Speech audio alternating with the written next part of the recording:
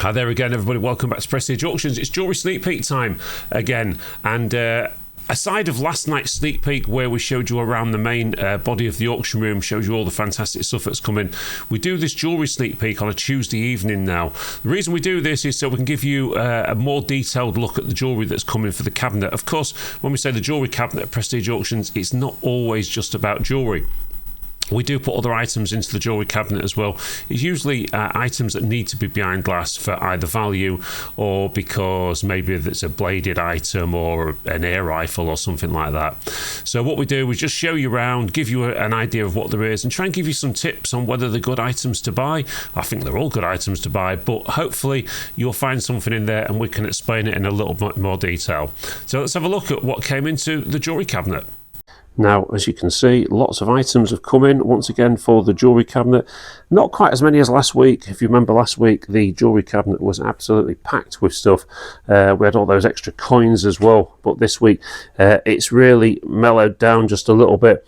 And we start off with this one here. Now you can see Lisa and Tom have already managed to get the lotting up done on this cabinet, so you can actually see the numbers already. This one is a little set of bracelets and things. Quite nice as well, quite nice pieces. Quality, what I mean by that is nice quality items. As we come down here, you can see there's lot number 191. Here, these, so they're old coins, shillings, not shillings, they're sixpences by the looks of it. And then down here, there's this cricket game, which is a little bit different. And then this here, some more coins as well. And then here, sort of the old World War One knives, or World War One, World War Two, should I say? Sorry. And these old knives, and they used to have. You see quite a lot of these around still, but they've started making a bit of money just recently, so they have got some value now. This one here is some more shillings, not shillings, I've said it again, more sixpences, and then this one here is some trench art fishing reel made out of 2 farthings, which is, you can look at that, how cool is that? Fantastic piece. Anyway, and then this one here is some silver salt and pepper, or EPNS are they? EPNS salt and pepper pots. Quite nice old pieces. And then this one here, some more old coins, silver ones by the looks of those ones. Down at the back here, we've got an old sort of trench art dagger or something. And 201, one of my favourite pieces, this one, were these little sterling silver sugar nips. They're quite tiny, these ones, quite small compared to some of the sort of big grand ones that you get. So there's a nice one to look out for. Lot number 203 is a pocket watch. And then this lot here looks to be EPNS. Various condiment pieces, salt, pepper, mustard pots, etc. As you come down here, 205 are these rings and this yellow metal umbrella, which again is an interesting looking brooch. This one just something a little bit different for you. And then here, a vintage watch. Vintage watches have been selling quite well in here recently. And then 207 are some more vintage watches. And there's like a crested spoon up there. And 204 is an interesting piece. And we're told that this is a knife that's used for use in the rubber plantations. So in the rubber plantations, this is a kind of tool that they would use out there, is what we're told. 211 has got some silver coins, an old penny in there as well, and an old cartwheel, that is, and some EPNS spoons there as well. Now 208 is an interesting one. You look at this, lots of nice work on this one, and there is markings on the bottom of it as well. Pardon me. So there you go, that's that one there.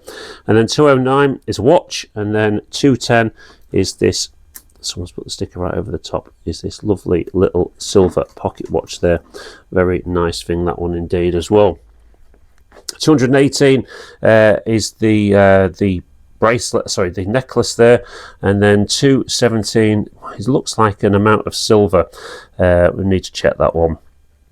216, lovely watch, and 215 are some earrings, and 214, don't be fooled by this, it looks like a sovereign, but it's not. It is gold, it's 9 carat gold by the looks of it, but it is one of these stamper ones, and I'm going to show you what I mean by this, because you need to look out for these. Look at that, it's not a sovereign, it's just been made out of the 9 carat gold. You should be able to see that it's hallmarked in there somewhere. Let's have a look. It's a bit tricky to show you on these cameras because I'm trying to do everything one-handed. But anyway, we'll get that looked at. 212 more watches. 213 is another watch as well. And then when you come over here, there's some instruments that strap to you, a little bit different those. And then we come on to these things here, which is probably the best tray. 219 is this wonderful 1797 penny in very good condition as well, cartwheel one, very fine, it says on there.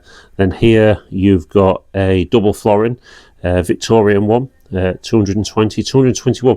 Now we've got something a bit different for you this week. We had some charms in last week which really bombed, but this week we've got some super lightweight ones. So you're getting charm for your money, but they're going to be a lot lighter, so a lot more affordable for people. So 221 is a little violin, 222 is a horseshoe there with a 13 in it, 223 is a sterling silver penny farthing.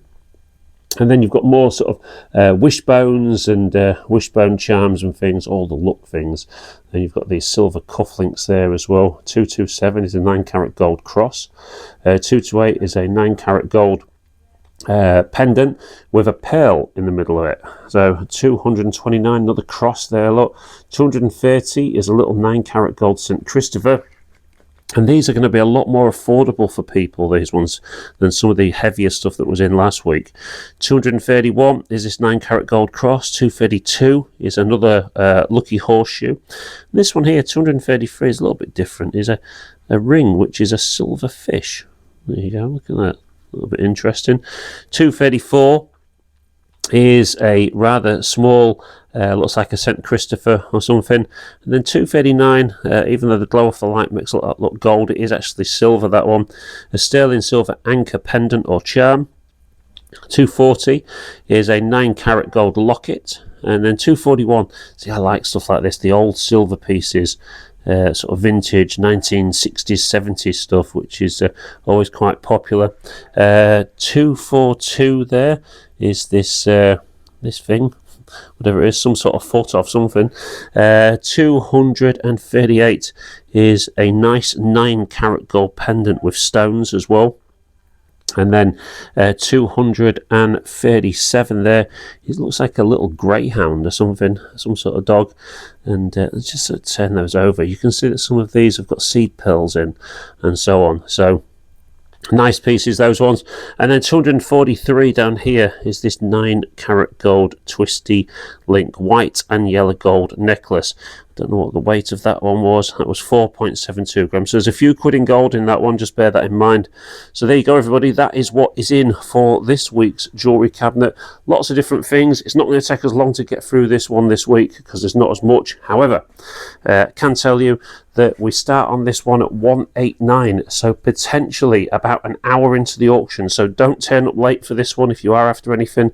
If, of course, you want to come and view anything, then come down to the auction on Friday from 8 in the morning till 7 at night, where you can look at these items and then potentially leave bids on them, or of course you can come back in on Saturday and bid live yourself. Thanks ever so much for watching this one. If you do enjoy the content, then feel free to give it a thumbs up and maybe consider it in that subscribe button, and we'll see you all very soon at the auction.